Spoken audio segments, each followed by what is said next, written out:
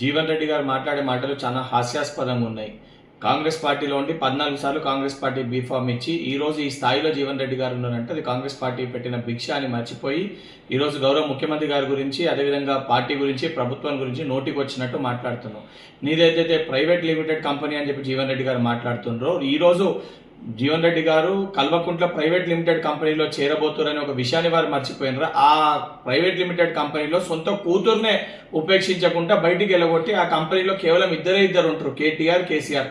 అసలు ఒక కంపెనీలో మీరు చేరుతూ ఈ రోజు మీరు మాట్లాడుతున్న మాటలు మేడిగడ్డ రిపేర్ చేయకపోతే రేవంత్ రెడ్డి గారిని రైతులు ఉపేక్షించారని చెప్పి మాట్లాడుతారు. కాళేశ్వరము కూలేశ్వరం చేసిన కల్వకుంట్ల చంద్రశేఖరరావు గారి సోపతి బట్టి ఆయన పార్టీలో చేరి మేడిగడ్డ బ్రిడ్జి రిపేర్ చేయడంలోని రైతులు క్షమించారని చెప్పి మీరు మాట్లాడుతారు. అంటే ఏ స్టేజ్కి జీవన్ రెడ్డి గారు ఈ రోజు దిగజారిపోయారో చాలా స్పష్టంగా అర్థమవుతుంది.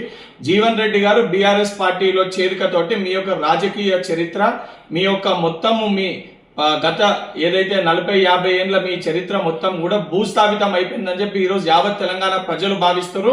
ఈ రోజు జగిత్యాల ప్రజలు కూడా మీరు తీసుకున్న ఒక నిర్ణయాన్ని వ్యతిరేకిస్తున్నట్టు చాలా స్పష్టంగా కనబడుతుంది.